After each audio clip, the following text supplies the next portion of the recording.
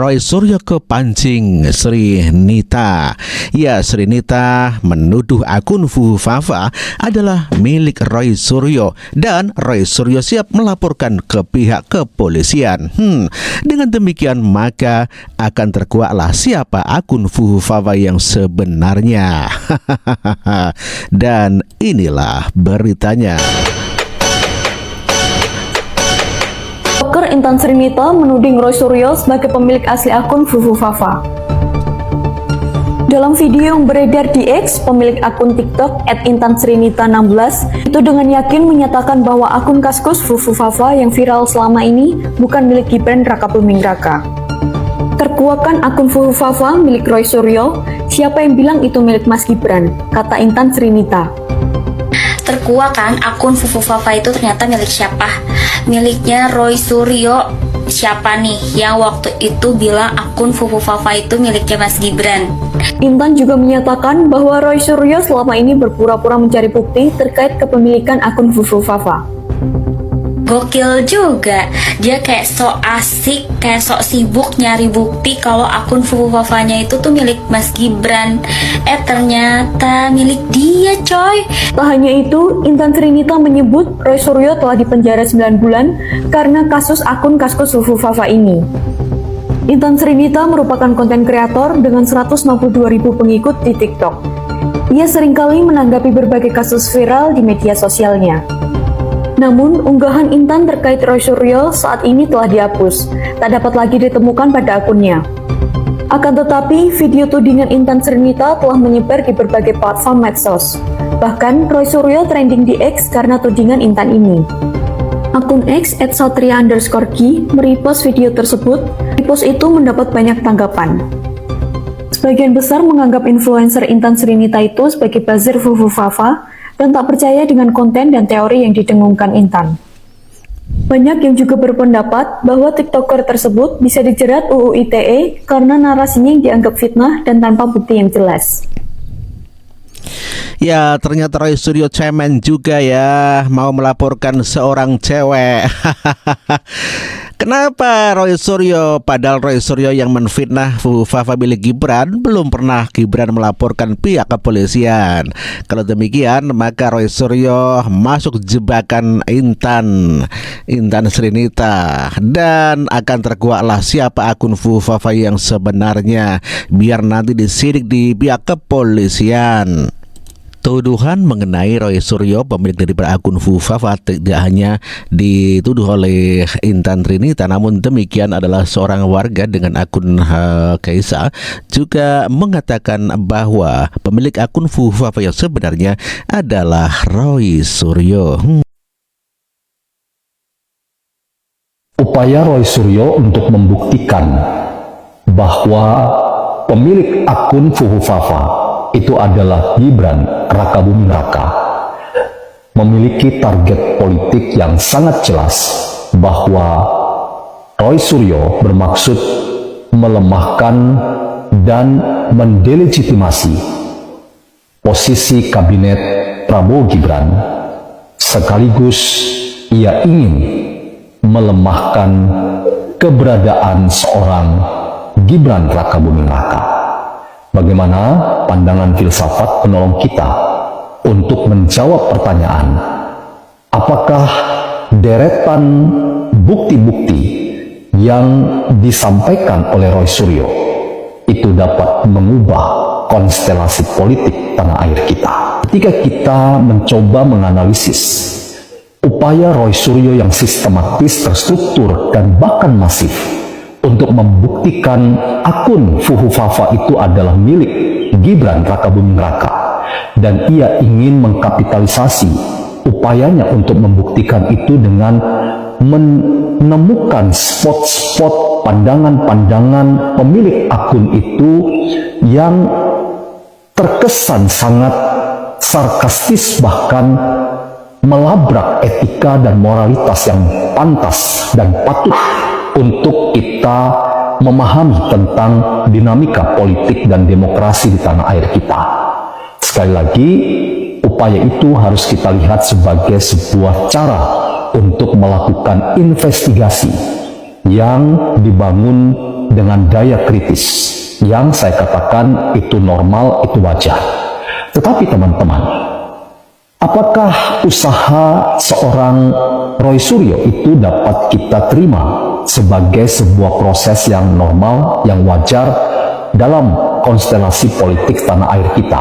Saya ingin mengatakan mungkin itu tidak akan menemukan ke titik yang seharusnya dalam rangka memastikan bahwa dinamika politik yang ada di tanah air kita tidak akan mengalami perubahan signifikan terkait dengan posisi Gibran yang saat ini jelas-jelas adalah wakil presiden yang sudah definitif. Bahwa motivasi yang terselip dalam usaha Roy Suryo untuk menelanjangi akun Fufu Fafa itu dibarengi dengan motivasi yang palsu. Motivasi palsu itu adalah motivasi yang tidak membangun, tidak konstruktif, tetapi justru motivasi yang ingin menghancurkan, mengalahkan, membuat realitas di sekitarnya itu menjadi tidak berjalan secara konstruktif. Bang, apa benar Fufu Fafa itu sebenarnya Roy Suryo? Menarik nih. Fufu Fafa itu akun Kaskus yang sering menghina presiden kita, Pak Prabowo. Nah, terus ada video ini nih. Mbak ini ngejelasin kalau Fufu Fafa itu sebenarnya Roy Suryo. Wow, plot twist. Saya tontonin video ini dari awal sampai habis dan nggak ada satupun bukti, data, ataupun fakta konkret yang dikasih di video ini. Benar-benar dia cuma bilang Fufu Fafa itu Roy Suryo, udah. Nggak ada referensi berita, nggak ada artikel, nggak ada sumber apapun. Kebuang waktu saya 2 menit 5 detik. Tapi kenapa bisa begini? Kita mengecek Detik Liputan 6 dan Suara. Roy Suryo ini adalah pakar informatika, multimedia, dan telematika. Jadi dia memang jago nih urusan beginian. Nah, dia yakin banget kalau Fufu Fafa itu punya Gibran. Bahkan sampai 99,9% dia yakinnya. Ini bisa membaca di berbagai artikel ini. Tapi karena ngomong begini, dia dilaporin ke polisi. Nah, si Mbak tadi ini ngata-ngatain Roy Suryo. Dan dia bilang kalau Roy Suryo inilah yang sebenarnya Fufu Fafa. Tapi ini menarik, karena Roy Suryo tinggal bikin laporan kalau Fufu Fafa itu bukan dia. Nanti jadi ada proses penyelidikan siapa Fufu Fafa sebenarnya. Si Mbak ini juga bisa kena karena udah fitnah jatuhnya. Nah, untuk sekarang kita belum tahu pasti nih Fufu Fafa siapa. Kalau menurut kau gimana? Saya mau dengar pendapat kamu. Sebelumnya relawan bawah tanah secara resmi sudah melaporkan Roy Suryo kepada pihak kepolisian yang menfitnah Gibran sebagai pemilik akun Fufu Fafa. Dan ini beritanya. Secara resmi mengadukan relawan pasukan bawah tanah Jokowi secara resmi mengadukan mantan Menteri Pemuda dan Olahraga Roy Suryo atas dugaan penyebaran berita bohong. Pengaduan ini terkait pernyataan Roy Suryo yang mengklaim akun anonim Fufu Fafa sebagai milik Wakil Presiden terpilih Gibran Rakabuming Raka dengan keyakinan yang dinyatakan 99,9%. Pernyataan ini yang dianggap tidak berdasar memicu Pasbata Jokowi untuk meminta klarifikasi dan bukti nyata dari Roy Suryo agar tidak asbun alias asal bunyi. Sekretaris Jenderal Pasbata Jokowi, Sri Kuntoro Budianto, menjelaskan bahwa pihaknya awalnya hanya ingin mengukur bagaimana Roy Suryo bisa menunjukkan bukti autentik terkait klaimnya. Namun jika Suryo tidak mampu menunjukkan bukti konkret, Pasbata bakal langsung mengambil langkah hukum dengan melaporkan dugaan penyebaran berita bohong di bawah Undang-Undang ITE.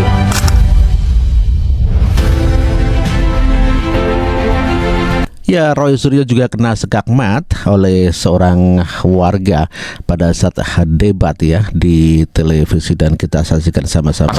Efeknya, kita tidak rela saja punya seseorang yang memang punya jiwa dan itu nggak bisa hilang. Bahkan kata seorang dokter, ya itu anak ini sudah otaknya sebagian sudah saya sampaikan.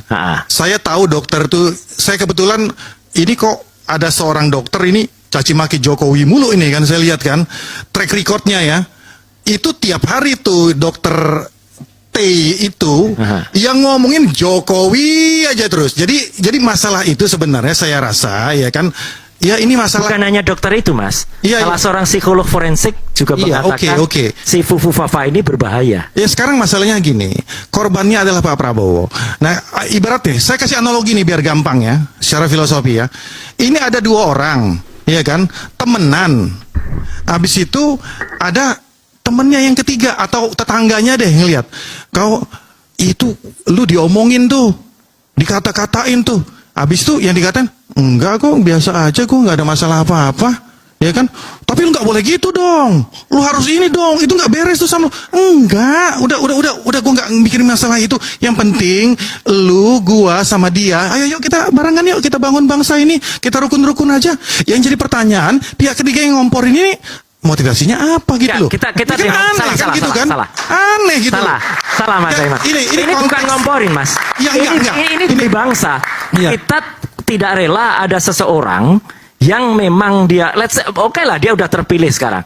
Tidak rela seseorang yang punya latar belakang seburuk itu, ya, sejahat itu, sekejam itu, sesadis itu terbiarkan saja nanti, karena ini akan berbahaya. Nantinya akan berbahaya. Mas mungkin baru akan ngalami beberapa tahun lagi, ya, ketika kemudian berkata, oh ya Mas Roy ternyata dia begitu. Sama seperti halnya 10 tahun yang lalu, ketika Mas Aiman, saya mementaskan pentas wayang dengan judul Petruk Jadi Ratu. Waktu itu nggak ada orang yang percaya bahwa Petruk ini memang nanti akan berkhianat betul terhadap pelaku, dan ternyata itu terbukti mengkhianati partainya. Baru orang-orang sekarang mengucapkan terima kasih kepada saya, Mas, bener ya Mas ya, 10 tahun yang lalu Mas sudah mentaskan itu, 2014 saya mentaskan itu di kantor Kemenpora. Ya ngerti saya. Jadi prinsipnya ya yang saya coba tangkap dari pelajaran dan kehidupan dari Pak Prabowo, everybody is changing gitu loh. Semua orang. Pak Prabowo clear, tidak ada semua masalah orang dengan bisa Pak Prabowo. berubah. Pak Ya kan? Prabowo-nya clear. Bang Ade Armando bisa berubah, ya kan? Sangat. Secara kontekstual ya. Artinya pada saat itu mungkin beliau belum tahu Pak Prabowo seperti itu. Anggaplah Fufu Fafa pada saat itu belum tahu, ya kan? Belum tahu karakter Pak Prabowo itu sebenarnya seperti apa, ya kan? Setelah tahu, oh beliau ternyata pakai ini lah. Pakai. Ya ini Tapi bukan Pak soal Ade karakter. Armando nggak jadi wapres. Itu masalahnya. Wapres. Menurut saya Konteksnya di boleh situ. nggak saya komentar? Konteksnya. Saya komentar sedikit. Saya mau Boleh, fokuskan boleh. aja. Terusin aja ributnya terusin. Saya mau Sebentar.